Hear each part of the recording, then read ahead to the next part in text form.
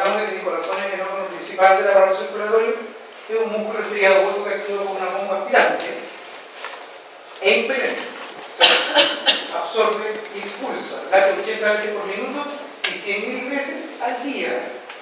Moviliza 5 litros de sangre por minuto, aproximadamente. Eso es un sensativo. Ahora, la función principal del corazón es, quizás por el ritmo principal o la frecuencia cardíaca, está dada por el nodo sinusal. ¿Recuerdan? ¿Y qué pasa con el nodo sinusal cuando hay un paro cardíaco o hay una fibrilación? Una fibrilación es cuando el corazón, la verdad, no existe contracción, hay un desorden de lo que es la señal eléctrica que actúa coordinada, y cuando hay un desorden en esa señal eléctrica, el corazón no es capaz de bombear y se puede contraer en forma irregular. ¿Ya?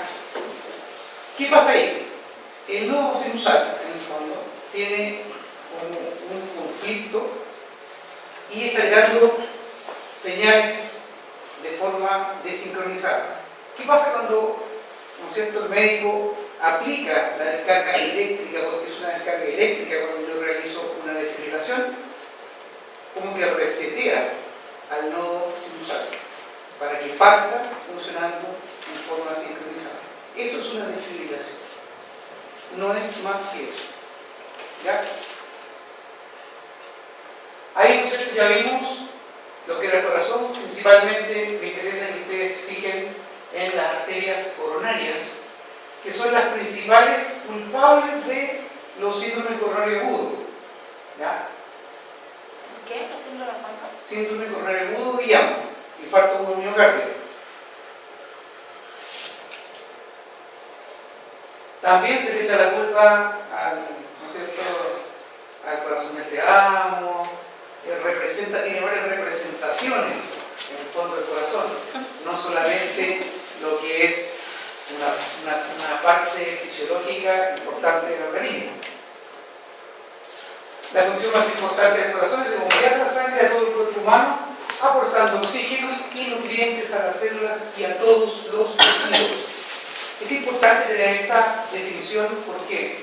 Porque esto y esto me dice y está directamente proporcional relacionado con lo que son, relacionado al shock.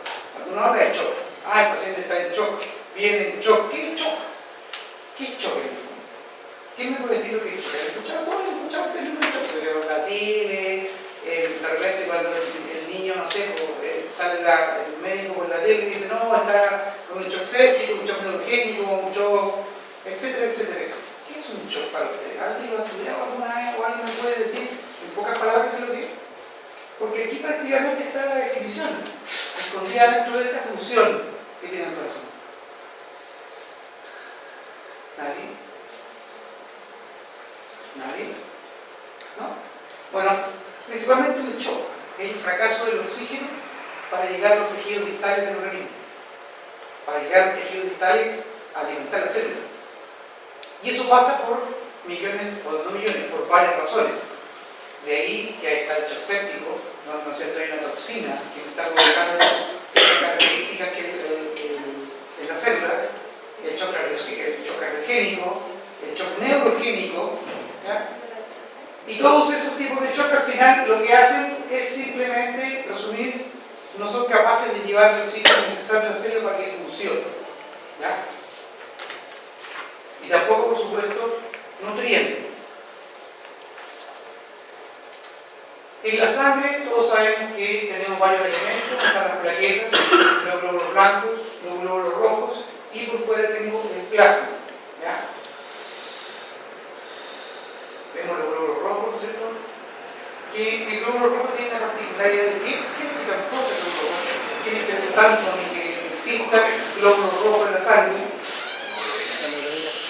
Hemoglobina, ¿ya?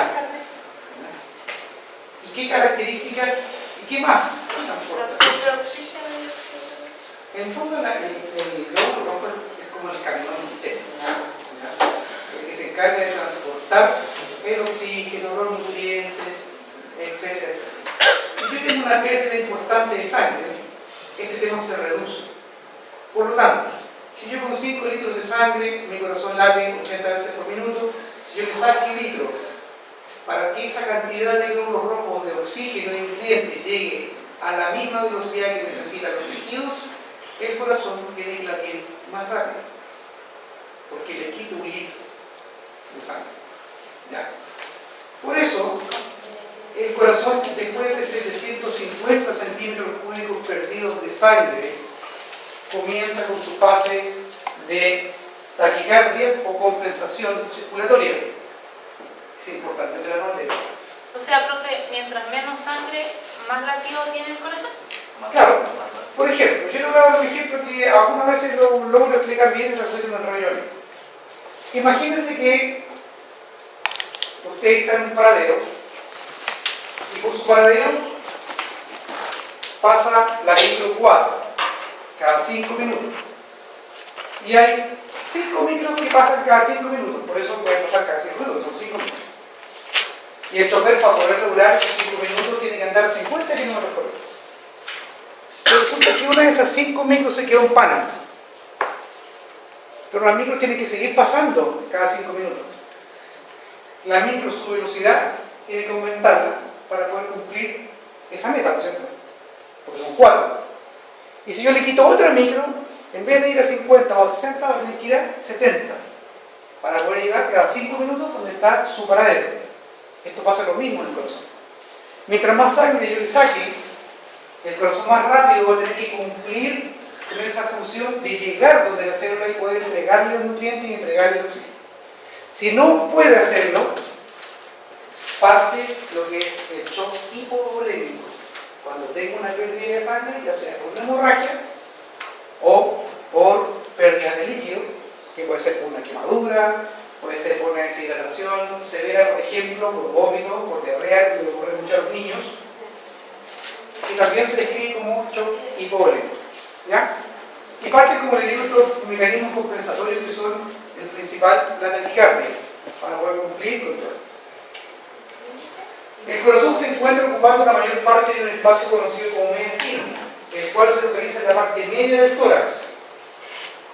¿Por qué es importante saber dónde está ubicado?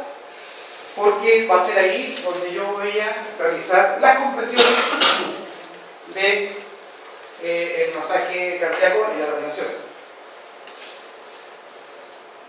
Como ven, dentro de todo el aparataje circulatorio encontramos a nuestro buen corazón. Frecuencia cardíaca. ¿Qué es lo que es la frecuencia cardíaca? El pulso, es lo mismo. ¿Ya? Es el número de veces que el corazón late por minuto. Cuando la gente le toma el pulso, ¿no sé ustedes pasaron síntomas de signo? ¿No? ¿Signos de signo? Pasaron frecuencia cardíaca, temperatura, ¿eso lo pasa? Ya, mejor todavía. Cuando yo tomo el pulso, uno con el tiempo dice, a ver, 1 por 4, 60, perfecto, estamos bien. Eso es lo que hacemos. O sea, yo no estoy inventando la vida, eso lo hace uno. ¿En quién puedo hacer eso? Realmente. ¿Un paciente con un pulso regular? Primero, un paciente sano. Por ejemplo, a usted le puedo hacer eso. Porque usted no está pulsando ninguna patología, no tiene ninguna sintomatología de nada, no tiene pérdida de sangre evidente. Es para jugar, así como para aprender. El punto está que yo, en una persona que tiene alguna afección, que tiene algún trauma, que tiene alguna quemadura, que está desmayada, yo no le puedo tomar el pulso y multiplicarlo por 4, o multiplicarlo por lo que sea. Tengo que tener un minuto. ¿Por qué? Porque el corazón, en ciertas ocasiones y en ciertas personas, o sea, ya sea habitualmente pacientes obesos, pacientes sobre 30 años o 40 años, pacientes pueden tener cardiopatías. Y si yo le tomo el pulso y lo multiplico por 4, a lo mejor el caballero va a hacer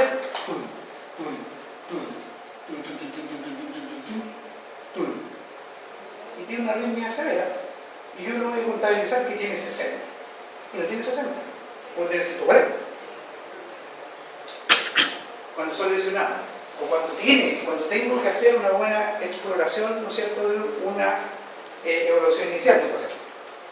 Segundo, ¿qué otra cosa me indica a mí el pulso? El pulso es generoso. El pulso es generoso, o sea, recuerden que tengo pulso caudillo, tengo pulso femoral, tengo pulso pédico, tengo pulso radial. La presión. ¿Qué presión?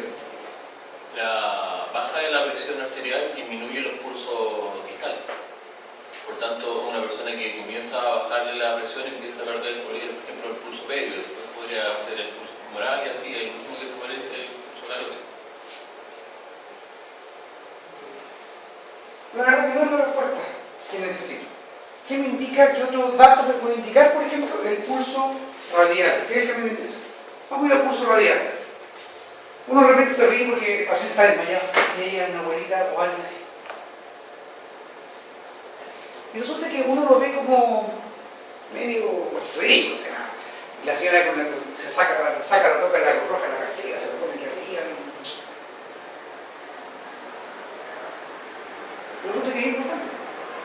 Es más, es tanto o más importante en terreno de lo que podría ser tomarle el pulso cardíaco. ¿Por qué?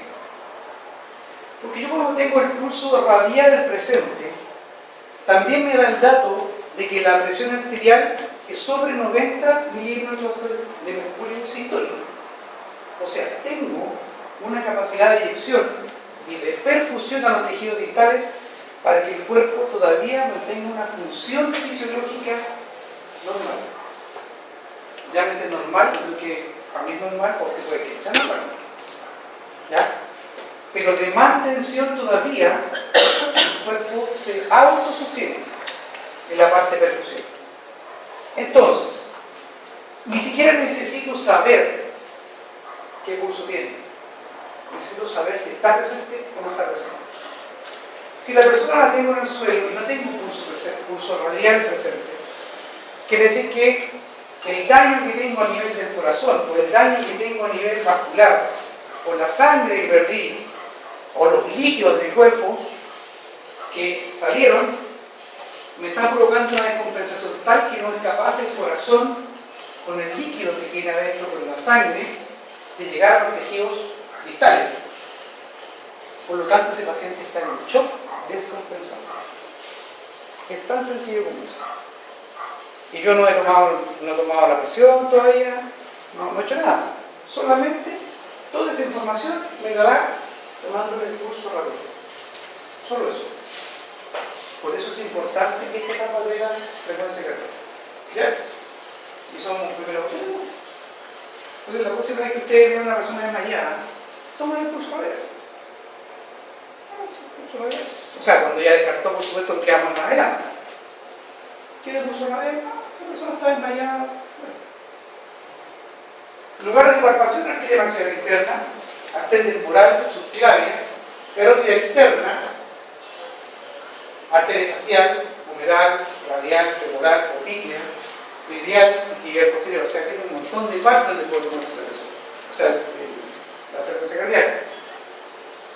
Ahora, habitualmente, cuando les toque ir a práctica, se puede encontrar con un paciente diabético. Y el error más común que cometen los enfermeros, que cometen los médicos, cuando hacen la examinación del paciente que tiene diabetes, ¿cuál es el pulso radial? Está presente. No, estamos bien.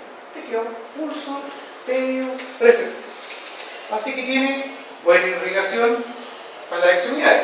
Que recuerden que los diabéticos, que yo sé que no lo han visto todavía, tienen un tema de perfusión producto de su diabetes, que le aumenta el colesterol, ¿cierto? Porque se provocan procesos acidóticos, cetogénicos, y van acumulando más colesterol de lo que va del común de la gente, por lo que van tapando las pequeñas arteriolas distales y se va provocando la necrosis, por eso el pierde los dedos, le amputa la pierna, etc. Pero buen enfermero, buen alumno de enfermería, toma el curso medio y estamos al otro lado. No, estamos ok, perfecto. Hay un solo problema: que lo último que se tapa son las arteriolas y los capilares. Perdón, lo primero que está. Entonces yo puedo tener pulso medio. Sí, puedo tener pulso medio. Pero existe otra cosa que se llama higiene capilar, que me indica a mí si realmente la perfusión es adecuada. Cuando yo tomo mi dedo, mi uñita que es rosada, la aprieto, la suelto, y el tiempo que se demora en volver a ser rosadita tiene que ser menos de 2 segundos, me indica que es un higiene capilar adecuado. Si es más de 2 segundos, está enlentecido. Y si está enlentecido, tengo un tema de perfusión. Ahora, en el tema de la perfusión también tengo consideraciones. Por ejemplo, metan la mano en el refrigerador un rato y tomen ese higiene capilar después. Por supuesto, va a estar enlentecido, porque se produce un fenómeno, ¿no es cierto?, de vasoconstricción periférica, donde la sangre se va a ir a los lugares más cálidos del cuerpo y por supuesto usted va a tener enlentecido el higiene capilar. Los diabéticos también habitualmente es una característica de ellos que tengan el higiene capilar enlentecido. Y los pacientes que están con un choque hipovolémico evidente. Si existe un pulso cardíaco bajo, la presión sistólica corresponderá a un valor sobre 90 milímetros de mercurio. Las formas de palpar la carótida, radial, femoral y periférica. ¿Ya? Una consideración. Cuando yo busco el pulso carotídeo, a veces cuesta. En otras personas cuesta. Yo a veces me lo... ¿Cuánto es el pulso carotídeo? ¿Cuánto es? 2 partes. Búsquenselo y cuéntenselo. Y de repente uno mismo empieza como a buscarlo. Y no lo encuentro. Súmele a estos 3. Súmenle a esto que hay millones de personas mirando lo que ustedes están haciendo. Súmenle la presión de hacerlo bien. Y más encima es una persona que no son ustedes. Créanme que los 10 segundos que dice la AJA que usted tiene que demorarse, ¿no es cierto?, o demorar la reanimación, es como bien relativo. ¿Ya? Por eso es bueno que ustedes cuando practiquen, palpen el pulso a su compañero, a su mamá, a su tío, practíquelo. Practíquelo porque realmente es un tema que es un tema. ¿Ya? Factores que afectan o alteran la frecuencia cardíaca: la edad. ¿Por qué? Porque una guagua va a tener 140 de pulso y nosotros vamos a decir está taquicárdica, está con un choque hipovolémico increíble, está recién nacida. Y los tatitas van a tener un pulso menor. La actividad física, por supuesto. El estado emocional. ¿Alguien se ha asustado una vez como queda de taquicárdico y de equipo? La fiebre, el estrés, uno de los factores cardiovasculares más importantes en la actualidad es el estrés. Hemorragias, dolor, el dolor hace subir la presión sistólica y al mismo tiempo hace que aumente la frecuencia cardíaca. Por eso, los que trabajamos en críticos sabemos perfectamente que de repente el paciente que no es, que está inconsciente, le cuesta corriendo algo. Por el monitor. Usted ve que la presión sube y ve que la taquicardia sube. Medicamentos, por supuesto, y cardiopatías. Aquí la verdad que es más o menos porque tengo una idea. El ritmo regular, el taquicárdico, ¿no es cierto?, el bradicárdico y el ritmo arrítmico, que es lo que yo les decía. Valores normales, recién nacido entre 120 y 140 por minuto, lactantes entre 110 y 120, niños de 1 a 7 años de 80 a 120, adultos de 60 a 100 y ancianos 60 por minuto o menos. Esto la verdad que es bien relativo. ¿Por qué es relativo? Porque hay condiciones fisiológicas que hablan de que si un atleta le toma el pulso a Tomás González va a tener 38. Y todos vamos a decir, este gallo se está parando. Una persona normal con 38 de pulso, créanme que está al borde de ser un paro cardíaco. Pero los grandes deportistas de alto rendimiento, tienen la característica del corazón es muy grande. Entonces la cantidad de sangre que bombean con una contracción les basta, ¿cierto?, para ahorrarse otras tantas contracciones. Y la forma de tomar el pulso es esa, contra el hueso. ¿Ya? No es así como, no, se palpa y se carga. Ahora, la idea es no cargarla completamente porque eso también la va a mover y no va a sentir nada. Síndrome coronarico agudo, riesgo sanguíneo insuficiente con daño tisular en una parte del corazón. Agudo significa súbito. ¿Ya? Es un dolor agudo. Miomúsculo y cardio corazón. Producido por una obstrucción en una de las arterias coronarias, frecuentemente por ruptura de una placa de ateroma vulnerable. Recuerden que los infartos no solamente están circunscritos al corazón, los infartos también están circunscritos al cerebro. Entonces yo puedo tener accidentes cerebrovasculares químicos y hemorrágicos. Y ahí, cuando hagamos el examen de grado, van a sufrir quizás en el caso de accidentes cerebrovasculares. Créanme que en este instante hay más pacientes con accidentes cerebrovasculares que con síndrome coronarico agudo en Chile. Estrés, obesidad, me van provocando, ¿no es cierto?, dolores anginosos, pues lo vamos a explicar un poco más, y finalmente el infarto, y llegamos a vivir nuestra RC. Hay que prevenir.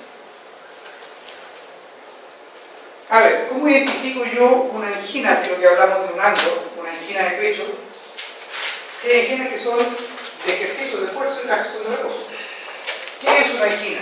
Una angina principalmente es cuando una arteria está parcialmente ocluida del corazón y producto de la necesidad que tiene ese corazón o ese sector del corazón de oxígeno, duele.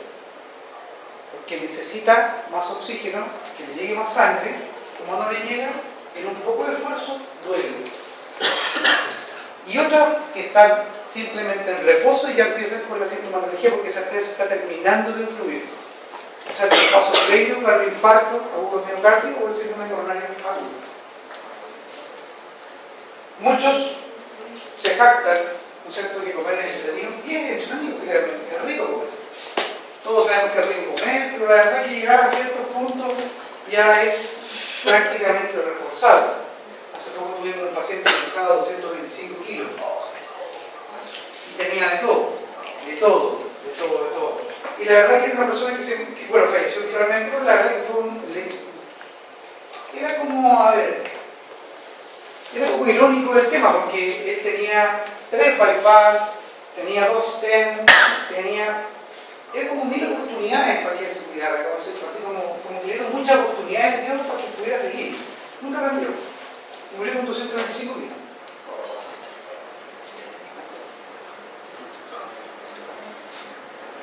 Acá atrás también tengo otro video donde explica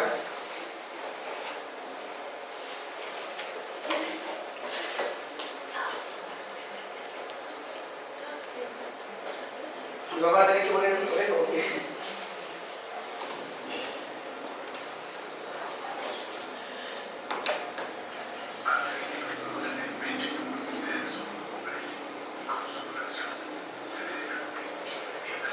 se me puso un poco de dolor, ¿ya? Entonces, que como muy, no sé si se va a ir.